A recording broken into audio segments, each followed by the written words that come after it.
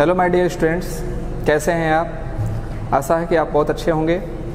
और ये सितंबर महीने में हम लोग जो है अपना वीडियो का कार्यक्रम फिर से स्टार्ट कर रहे हैं। और जितने भी टॉपिक छूटे हुए हम लोग का, वो सारे टॉपिक जो है अब हम लोग कवर करेंगे, क्योंकि आने वाले समय में यूपीएसआई, बिहार दरोगा, दिल्ली कांस्टेबल और अन्य भी परीक्षाएं हैं जो होने वाली हैं।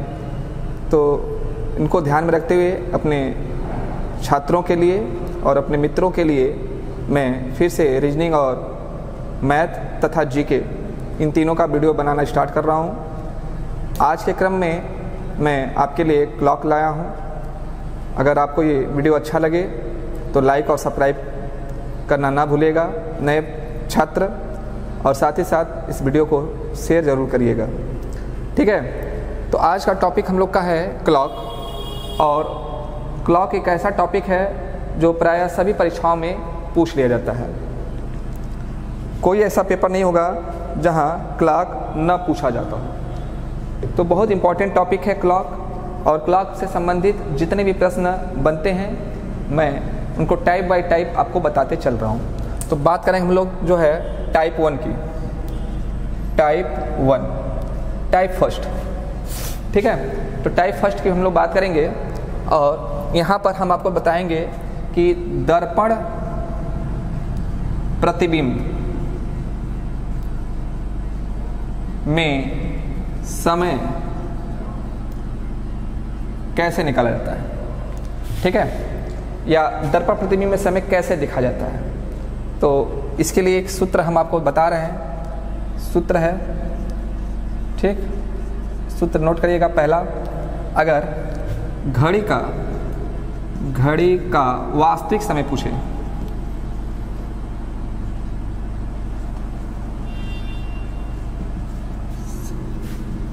पूछे तो कहेंगे 11:60 माइनस प्रतिबिंब का समय। ठीक है, तो 11:60 माइनस प्रतिबिंब का समय। दूसरा, अगर दर्पण प्रतिबिंब में समय ज्ञात करना हो तो कहेंगे 11:60 माइनस घड़ी का वास्तविक समय। ये दो सूत्र बहुत इंपॉर्टेंट हो जाते हैं। और तीसरा चीज, यदि समय 11 बजे से 12:59 तक दिया हो तो हम 23:60 में से घटाएं, तो हम 23:60 में से घटाएंगे। इस लॉजिक का ही हम लोग प्रयोग करेंगे। अब इसका प्रश्न कैसे आएंगे, तो हम लोग प्रश्न की बात करते हैं। आइए प्रश्न देखा जाए। ठीक है, इसको मिटा देते हैं, इसको नोट कर लीजिएगा या स्क्रीनशॉट ले लीजिए। इसको मिटा दे रहे हैं।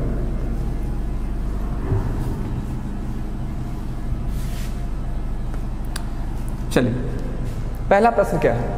तो मेरा पहला प्रश्न आज का ये है कि यदि घड़ी में 2:20 हो रहे हों, यदि घड़ी में 2:20 हो रहे हों तो दर्पण प्रतिबिंब में क्या समय होगा।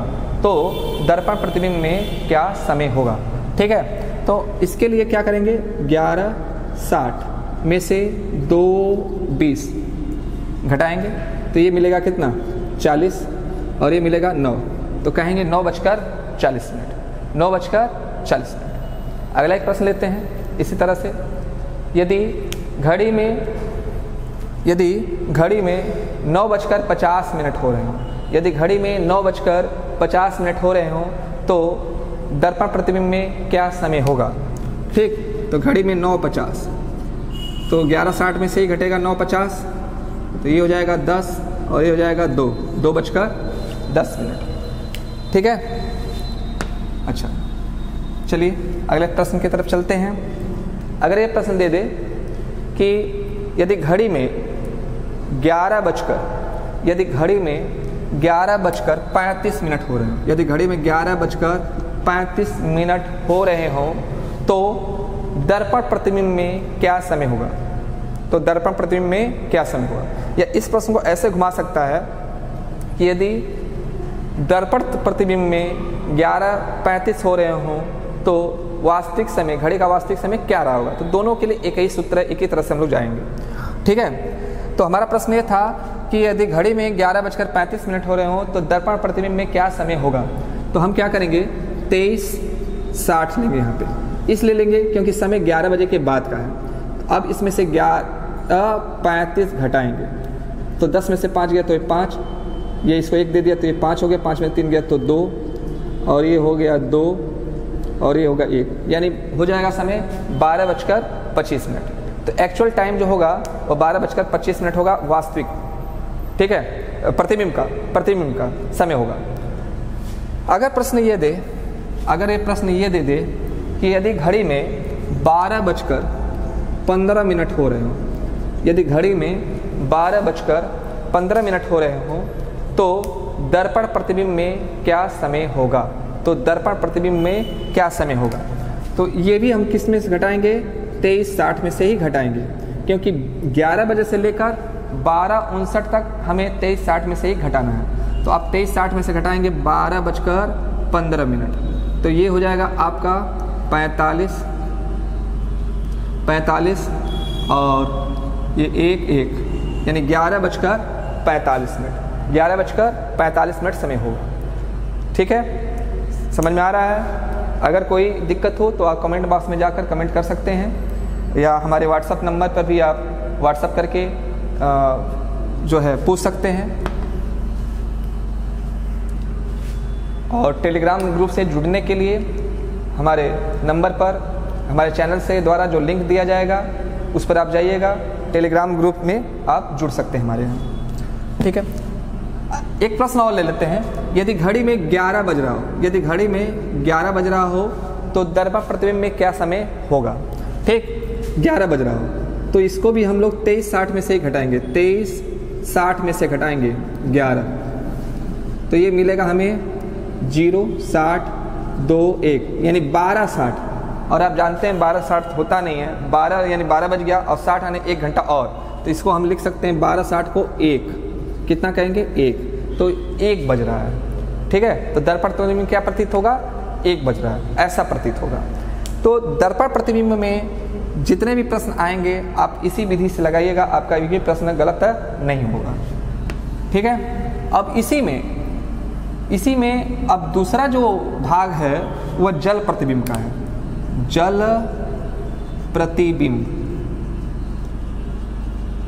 प्रतिबिंब का है, और इस पर भी प्रश्न प्रायः परीक्षाओं में पूछे जाते हैं।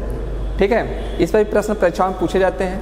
अब इसके लिए भी कुछ सूत्र हैं, उनको आपको नोट करना पड़ेगा।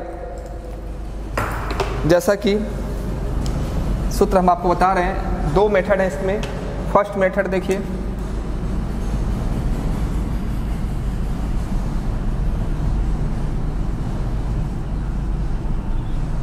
फर्स्ट मेथड, जो भी समय दिया रहे आप उसको 18:30 में से घटाएंगे। ठीक है, देखिए जल प्रतिबिंब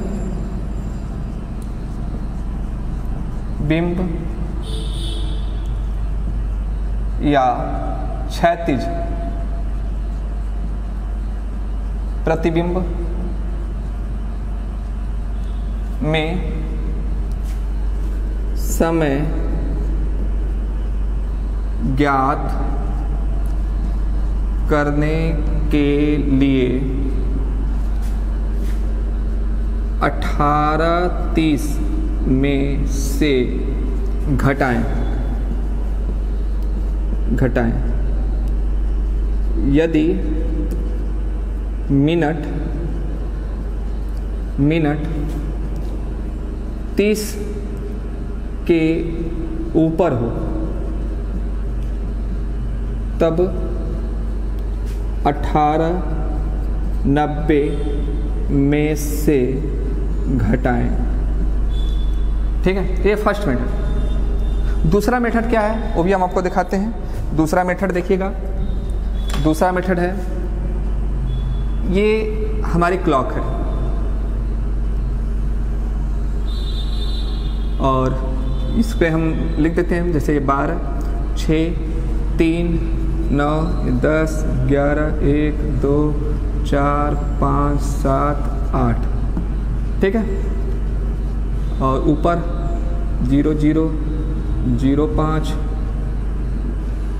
10, 10, 15, 20, 25, 30, 35, 40, 45, 50, 55। ये सेकेंड मेथड है।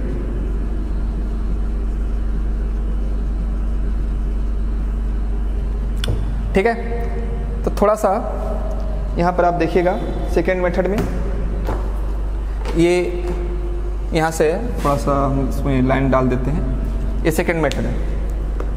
तो सेकेंड मेथड में क्या है कि इसका जो विपरीत होगा, इसका जो विपरीत होगा ये होगा, इसका विपरीत ये होगा,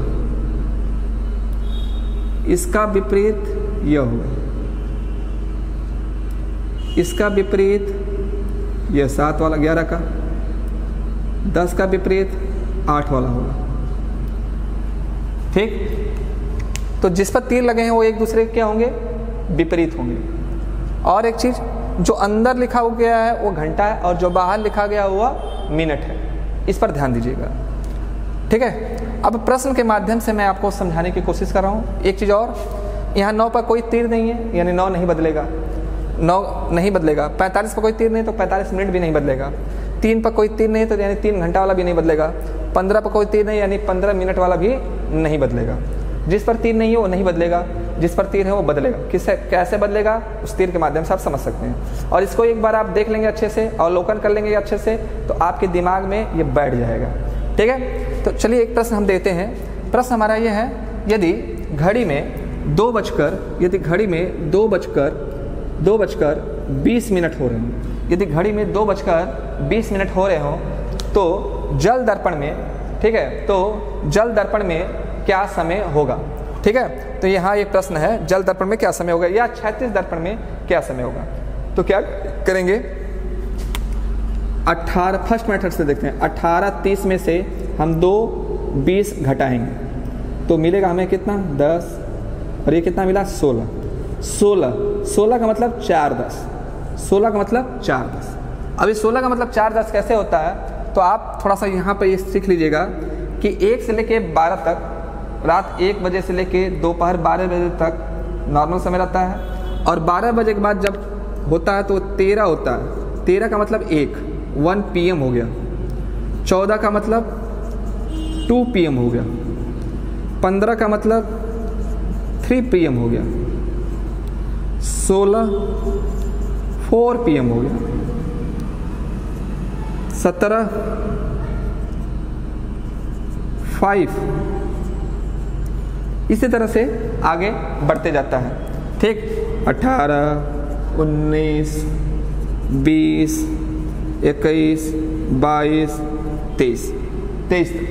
ठीक, तो 18 को क्या कहेंगे, 6, 19 को 7, 20 को 8, 21 को 9, 22 को 10 और 23 को 11। ये सभी PM है। ठीक है, तो PM से मतलब नहीं, मतलब आप समझिए कि एनालॉग क्लॉक में यही होगा। अच्छा, तो अब ये घटाएं तो 16:10 आया। 16:10 का मतलब कितना आ गया, 4:10 मिनट। ठीक है, तो जब भी समय 20 मिनट के नीचे हो तो उस टोटल समय को कितने से घटाना है, 18:30 में से घटाना है। और 18:30 मिनट घटाएं तो आप यहाँ देख रहे हैं 16:10 आया, यानी 4:10 मिनट। अब इसी को हम अगर सेकेंड मेथड से करें, इस मेथड से करें, तो यहाँ देख रहे हैं 2:20 बोला था, तो 2 का विपरीत घंटे में क्या है, 4, तो 2 के नीचे लिखेंगे 4।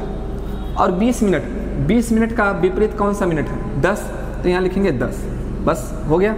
4:10, 4:10 यहाँ भी आया। ठीक है, और एक दो सवाल हम लोग लेते हैं। अगर बोला जाए घड़ी में 4:50 हो रहे हैं, घड़ी में 4:50 हो रहे हैं, तो जल दर्पण में क्या समय होगा? तो जल दर्पण में क्या समय होगा? ठीक है, तो इसके लिए क्या करेंगे?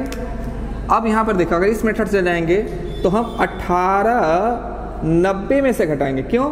क्योंकि ये 50 है, 30 से अधिक है, तो हम इसको घटाएंगे। अब देखिए,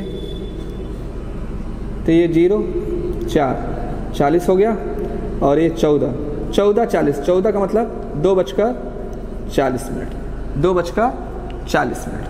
ठीक है, अगर इसमें जाते तो क्या बोला है? 4:50 ना, तो 50 मिनट का देखिए, 50 मिनट का विपरीत, इस वाले तीर का विपरीत देखिए क्या? 40 मिनट। और 2 का विपरीत कितना था? 4, और 4 का विपरीत 2, यानी यहाँ भी आया 2:40। 4 का विपरीत यहाँ 2 है, 2 हो गया, और 50 का विपरीत यहाँ 40 है, तो 40 यानी 2:40 यहाँ भी आया। तो फर्स्ट मेथड और सेकेंड मेथड दोनों से ये आ रहे हैं। ठीक है, अभी मैं उसकी बात कर रहा था 9 और 3 का, थोड़ा उस पर भी देख लेते हैं हम लोग। अगर हम कह दें कि 9:15 पर जल दर्पण में घड़ी का समय क्या प्रतीत होगा? ठीक है, 9:15, तो 9:15 तो हम 18:30 में से ही घटाएंगे, क्योंकि वो 15 मिनट है। 9:15, तो 15 और ये 9, तो कोई चेंज नहीं हुआ। देखिए आप, 9:15 का 9:15 ही होगा।